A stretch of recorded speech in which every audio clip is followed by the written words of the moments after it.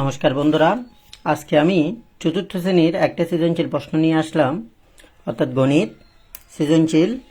আমি কখনো সচরাচর লাইভ ভিডিও করি না, এই প্রথম আমি এই গণিতটা নিয়ে আসলাম লাইভ ভিডিও। হাতে ধরছি মোবাইলটা, সমস্যা হচ্ছে। যাই হোক, আপনারা একটু অর্থাৎ যদি আপনাদের ভালো লাগে পেজটাকে ফলো করবেন। তাহলে দেখেন, আর তোমরা যারা শিক্ষার্থীরা দেখতেছো তারা দেখো, চতুর্থ শ্রেণী, পিতা ও পুত্রের বয়সের সমষ্টি 55 বছর। পিতার বয়স পুত্রের বয়সের 4 গুণ। তাহলে পিতা ও পুত্রের বয়সের সমষ্টি হচ্ছে আমার দুইজনের বয়সের সমষ্টি হচ্ছে এখানে দুইজন, এক হচ্ছে পিতা আর এক হচ্ছে কি পুত্র। এই দুইজনের বয়স একসাথে আমার হয় কত বছর? 55 বছর, ঠিক না? তাহলে আবার পিতার বয়স বলছে, পিতার বয়সটা পুত্রের বয়সের কত গুণ?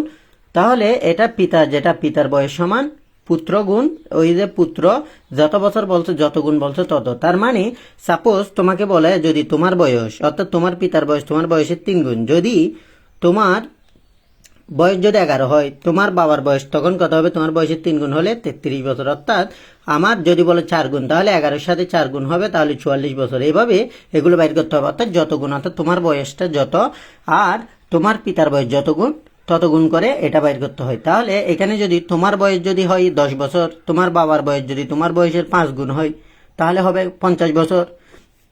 আর যদি তোমার বয়স যদি হয় 15 বছর আর তোমার বাবার বয়স যদি হয় তোমার বয়সের 3 গুণ, তাহলে হবে 45 বছর। এটা সচরাচর গুণ করে বের করতে হয়। তাহলে এক্ষেত্রে থেকে আমাকে প্রথম প্রশ্ন দিছে পুত্রের বর্তমান বয়স কত, এগুলো আমি তৈরি করছি, অর্থাৎ এগুলো সহজ, এগুলো তৈরি করা যায়। তাহলে পিতার বর্তমান বয়স কত? 5 বছর পর তাদের বয়সের সমষ্টি কত হবে 5 বছর পর। এখানে দেখো বন্ধুরা, এখানে আরেকটা জিনিস দিতে পারতো, তারা দিতে পারতো এরকম, পিতা ও পুত্রের বয়সের পার্থক্য কত, বা 10 বছর পর তাদের বয়সের সমষ্টি কত হবে। অথবা দিতে পারতো 10 বছর পর পিতার বয়স কত হবে, 10 বছর পর পুত্রের বয়স কত হবে, এভাবে। অর্থাৎ তারা চাইলে দিতে পারতো 10 বছর পর, অথবা দিতে পারতো 10 বছর পূর্বে তাদের বয়স কত ছিল। তাহলে যখন একটা জিনিস খেয়াল রাখবা, পরে বললে যোগ, যত পরে বলবে তত যোগ, আর পূর্বে বললে বিয়োগ, যত পূর্বে বলবে তত বিয়োগ। তাহলে এক্ষেত্রে সব সময় তোমাদের এই জিনিসগুলো মনে রাখতে হবে। তাহলে এখানে আমার প্রথম প্রশ্নে দিয়েছে পিতা ও পুত্রের বয়সের সমষ্টি 55 বছর, পিতার বয়স পুত্রের বয়সের 4 গুণ। তাহলে পুত্রের বর্তমান বয়স কত আমি কিভাবে বের করবো বন্ধুরা এখানে? তাহলে আমি পুত্রের বয়স মনে কর, সাপোজ আমার বয়সের 1 গুণই হবে। তাহলে যদি বলি পিতার বয়স, তাহলে পুত্রের বয়সের কত গুণ হবে? এখানে যত গুণ দিছে তত গুণ 3 দিতে পারে, 4 দিতে পারে। এই জিনিসটা তোমরা মনে রাখবা। এখানে পুত্র না দিয়ে কন্যাও দিতে পারে। তাহলে পুত্রের আমি লিখব পুত্রের বর্তমান বয়স সমান পুত্রের বয়সের সমস্যা হচ্ছে এখানে আমার 1 গুণ। এখানে হাতে ধরছি মোবাইল, আবার লিখতেছি। তাহলে পুত্রের বর্তমান বয়স সমান পুত্রের বয়সের 1 গুণ। তারপর কি লিখবো? পিতার বর্তমান বয়স। কার বর্তমান বয়স? এখানে পিতার না দিয়ে মাইয়ারও দিতে পারে। তাহলে পিতার বর্তমান বয়স সমান পুত্রের বয়সের কত গুণ দিছে? এখানে 4 গুণ। যদি 3 দিত 3 গুণ, যত গুণ দিত আমি তত গুণ লিখতাম, ঠিক আছে? একবার টান দিব। তারপর এখানে এটা সৃজনশীল হোক এমনি হোক, প্রত্যেক অঙ্কের ক্ষেত্রে অংশটা খুবই গুরুত্বপূর্ণ। এই জিনিসটা বুঝলে এখানে কন্যার দিলে লিখতাম কন্যার বর্তমান বয়স সমান কন্যার বয়সের 1 গুণ। তারপর এখানে মায়ের দিলে মায়ের বর্তমান বয়স সমান কন্যার বয়সের এখানে যত গুণ দিত তত গুণ। তাহলে এখানে আমি লিখবো কি, এখানে পিতা ও পুত্রের বয়সের সমষ্টি দিছে না, আমি লিখবো এখানে এই লেখাটা লিখবো, পিতা ও পুত্রের বয়সের, এগুলো পঞ্চম শ্রেণীতে আছে অঙ্কগুলো, বয়সের সমষ্টি, এটা একটু ছোট করে লিখতেছি, সমান পুত্রের বয়সের, কার বয়সের? দুইজনের সমষ্টি পুত্রের বয়সের কত গুণ হবে? তাহলে যোগ করলে 5 গুণ। কত গুণ হয়? 5 গুণ। তাহলে এখানে আমার কাজটা শেষ। এটা খুবই গুরুত্বপূর্ণ অংশ। এই অংশটা তোমরা এমনি অঙ্ক করো বা পুরো অঙ্ক করলে বা সৃজনশীল করলে বা প্রশ্নের অঙ্ক করলে এই অংশটা লাগবেই। তারপর এখানে বলছে, তারপর এখানে প্রশ্নে দেওয়া আছে কি, দেওয়া আছে আমি লিখতে পারি, বা এখানে দিয়েও লেখা যায় বা এমনিও লেখা যায়। দেওয়া আছে দিয়ে লিখলে সুন্দর। দেওয়া আছে পিতা ও পুত্রের বর্তমান বয়সের সমষ্টি। পিতা ও পুত্রের বর্তমান বয়সের সমষ্টি কত বছর দিয়ে আছে আমার? 55 বছর। আমি লিখে ফেললাম। তাহলে আমি এখানে দুইটা জিনিস পাইলাম, পিতা ও পুত্রের বয়সের সমষ্টি পাইলাম, পিতা ও পুত্রের বয়সের বর্তমান বয়সের সমষ্টি। তাহলে এই দুইটা সমষ্টি না? তাহলে এখানে বলছে আমার পুত্রের বয়স বের করার জন্য। পুত্রের বয়স সবসময় কম হবে পিতার বয়স থেকে। তাহলে সেটা যদি কম হয় সেটা কি হবে? তাহলে আমাকে এটা ভাগ করে বের করতে হবে। কিভাবে ভাগ করে বের করবো? সুতরাং পুত্রের বর্তমান বয়স সমান আমি কি লিখব, পুত্রের বর্তমান বয়স সমান, তাহলে পুত্রের বর্তমান বয়স এটা কিভাবে বের হবে, এখানে পিতা ও পুত্রের বর্তমান বয়সের সমষ্টি 55 বছর, 55কে কত দ্বারা ভাগ, এখানে ওদের সমষ্টি বাইর হয়েছে কত গুণ, 5 গুণ, তাহলে এভাবে 5 বছর। তাহলে আমি 5 দ্বারা যদি 55কে কি করি, ভাগ করি, 5কে 5, তাহলে এখান থেকে বিয়োগ করলে 0 হয়, এখানে 5টা নামাইলাম, 5কে 5, তাহলে কত হয় তোমার 11 বছর। তোমাদের কত বছর হয়, তাহলে পুত্রের বয়স সমান আমি বের করে ফেললাম 11 বছর। তাহলে এখানে কি লিখতে পারি, সুতরাং পুত্রের বর্তমান বয়স সমান কয় বছর, 11 বছর। এটা উত্তর হবে, উত্তর 11 বছর। উত্তর কত বছর, 11 বছর। তাহলে এটা খুব ইজিলি করে ফেলছি না, এর পরেরটা আমরা আরো সহজে করতে পারবো। এইটা হচ্ছে সবচেয়ে কঠিন অংশ, হচ্ছে এই প্রথম অংশটা। দ্বিতীয় অংশটা আমরা ইজিলি করতে পারবো। তাহলে পিতার বর্তমান বয়স কত, তাহলে আমি পুত্রের বয়স পেয়ে গেছি কত, 11 বছর। আমাকে বলছে পিতার বয়স পুত্রের বয়সের কয় গুণ, 4 গুণ। পিতার বয়স পুত্রের বয়সের কয় গুণ, 4 গুণ। তাহলে যদি 4 গুণ বলে, তাহলে 11-এর সাথে 4টা গুণ করে দিলে যত হবে তত। তাহলে আমি কি পাবো, এখানে খ নাম্বার দিয়ে কি লিখবো, ক হতে পাই, ক হতে পাই, কি পাই, ক হতে আমি ক হতে পাই পুত্রের বর্তমান বয়স সমান কার বর্তমান বয়স, পুত্রের বর্তমান বয়স সমান কত বছর, 11 বছর। তাহলে এখানে কি দিয়ে আছে আমার, আমি কি লিখবো, যেহেতু, এটা হচ্ছে যেহেতুর সাইন, বা যেহেতু এমনিও লেখা যায়, পিতার বয়স পুত্রের বয়সের কয় গুণ, পিতার বয়স পুত্রের বয়সের কয় গুণ দিছে, এখানে 4 গুণ দিলে 4 গুণ, 3 গুণ দিলে 3 গুণ, 2 গুণ দিলে 2 গুণ। তাহলে 4 গুণ হলে সুতরাং পিতার বয়স সহজে বের করে দেয়, এটার সাথে এটা গুণ করে দিলে বের হয়ে যায়। তাহলে অথবা এটা আরেকটা নিয়মে করা যায়, খ নাম্বারটা, এটাও দেখাবো আমি। তাহলে সুতরাং পিতার বর্তমান বয়স সমান পিতার বর্তমান বয়স সমান, এখানে কত হবে, 11-এর সাথে ওই যে 4 গুণ আমি বলছিলাম, যত গুণ বলবে পুত্রের বয়সের সাথে তত গুণটা কি করে দিতে হবে, গুণ করে দিতে হবে। এখানে কি হয়ে যাবে, বছর সমান 4 11 44, কত বছর, 44 বছর। তাহলে এখানে কি লিখবো, সুতরাং পিতার বর্তমান বয়স সমান কত বছর, 44 বছর। সুতরাং উত্তর কি হবে, 44 বছর। বোঝা যাচ্ছে না, সহজ না। তাহলে আরেকটা প্রক্রিয়া করা যায়, এটা আমরা সহজে করতে পারি। এটা কেন লিখতে পারি, পিতা পুত্রের বর্তমান বয়সের সমষ্টি 55 বছর। এটা আরেকভাবে করি, তাহলে খ নাম্বারটা আরেকভাবে করতেছি আমি। খ নাম্বার দেওয়া আছে, দেওয়া আছেও লেখা যায়, বা এখানে দিয়ে করি, এখানে দিয়ে পিতা ও পুত্রের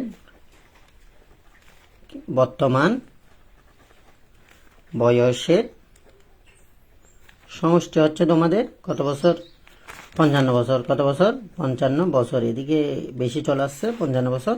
তাহলে আমি ক হতে পাই, ক হতে পাই, ক হতে কি পাই আমরা, পুত্রের বর্তমান বয়স, কার বর্তমান বয়স, পুত্রের বর্তমান বয়স সমান কত পাই, এখানে এখানে এটা নিচে লিখবো 11 বছর। তাহলে 11 বছর যদি পাই, সুতরাং এটা যদি বিয়োগ করে দিই আমি, এই জায়গায় বিয়োগ করলে কি পাবো, পিতার, অর্থাৎ পুত্রেরটা যখন চলে যাবে মোট বয়স থেকে, তাহলে পিতার বর্তমান বয়স থাকে। মনে করো তুমি দোকান থেকে আপেল আর কমলা কিনছো, আপেল আর কমলার দাম আসলো 500 টাকা, তোমাকে বললো কমলার দাম 200 টাকা, তাহলে আপেলের দাম কত, এরকম আর কি। অর্থাৎ 300 টাকা তুমি সহজে বের করতে পারবা। অর্থাৎ বয়স সমান একটা বের করলে আরেকটা সহজেই বের হয়ে, 5 থেকে 1 গেলে 4, 4 সমান 44 বছর। তাহলে উত্তর এটা হবে কত বছর, 44 বছর। এইভাবে অর্থাৎ দ্বিতীয় অংশটা করা যায়। তারপর বলছে আমাকে তৃতীয় নাম্বার বলছে 5 বছর পর তাদের বয়সের সমষ্টি কত হবে। তাহলে আমি ক হতে পাই, তাহলে সাপোজ তোমার বয়স যদি 10 বছর হয়, 5 বছর পর গিয়ে তোমার বয়স হবে 15, যদি 10 বছর পর বলে তাহলে 20 বছর। এখন সমষ্টি মানে কি, আমি সমষ্টি বলতে বুঝি যোগ।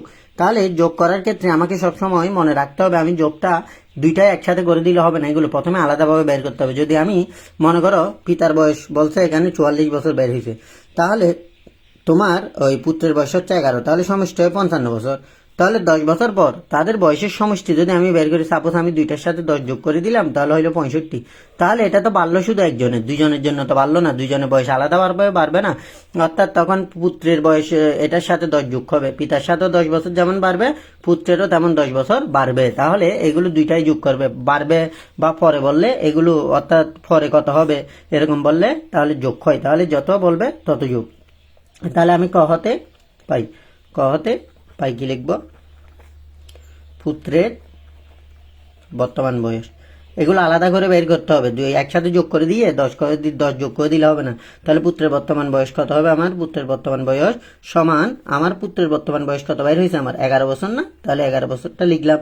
তাহলে আলাদাভাবে, সুতরাং আমার 10 বছর পর কি লিখতে হবে, 10 বছর পর, পরে বললে এটা অবশ্যই কি হবে, যোগ হবে। আর যদি আগে বলে এটা বিয়োগ হবে।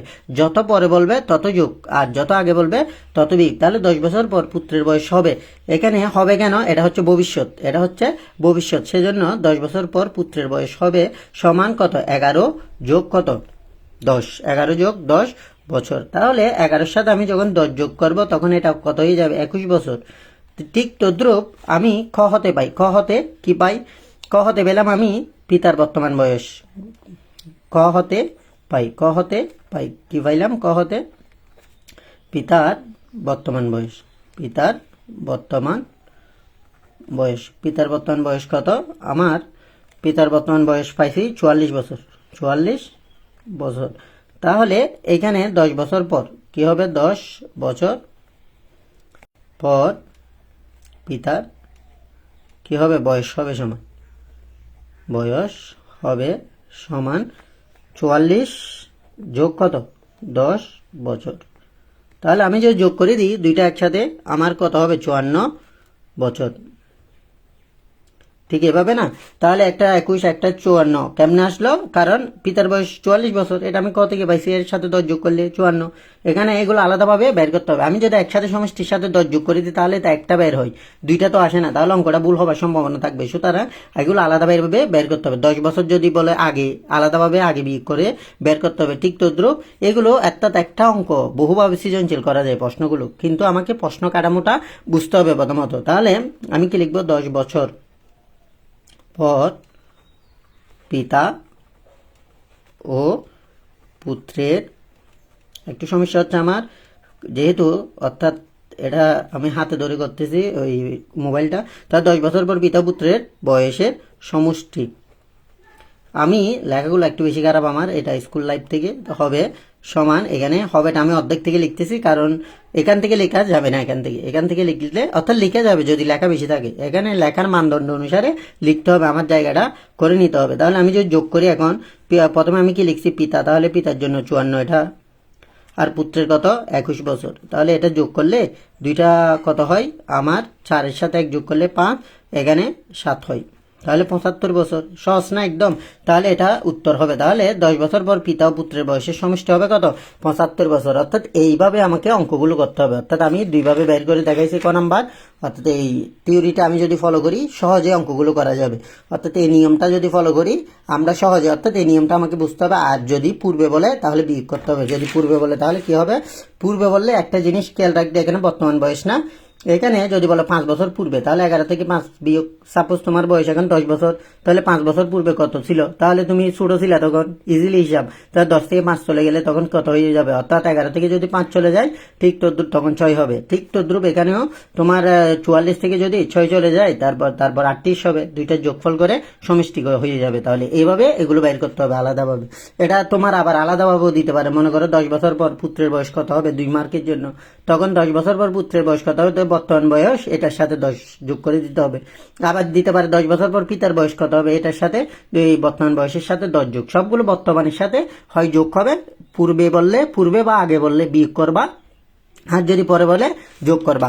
এই নিয়মে অঙ্কগুলো করতে হবে। ঠিক তদ্রুপ এটা সৃজনশীল প্রশ্নটা আমি এখানে 3টা প্রশ্ন করছি, 3টার মধ্যে আমি চাইলে আরো বাড়াইতে পারি। কিরকম, এই 10 বছর পর পুত্রের বয়স কত হবে, 10 বছর পর পিতার বয়স কত হবে, তারপর আরো করতে পারি এরকম, তাদের পিতা ও পুত্রের বয়সের পার্থক্য কত। পার্থক্য বললে যেহেতু যেটা বলে সেটা, অর্থাৎ পিতার বর্তমান বয়সটা লিখে 44 বছর আর পুত্রের বর্তমান বয়সটা 11 বছর লিখে তারপর কি করে দিতে হবে, আমাকে টিক করলে আমি 33 বছর পাবো। অর্থাৎ পার্থক্য মানে বিয়োগ, এভাবে অঙ্কটা করবা। এখানে ক নাম্বারটা দুইভাবে করে দিছি, আর এটা ক নাম্বার। আশা করি বন্ধুরা তোমরা সবাই বুঝেছো। আর যদি তোমাদের ভালো লাগে লাইক কমেন্ট শেয়ার করবা, আর লাইক কমেন্ট শেয়ার করে অবশ্যই পাশে থাকবা। ধন্যবাদ, দেখা হবে পরবর্তী ক্লাসে। ওকে, ধন্যবাদ সকলকে।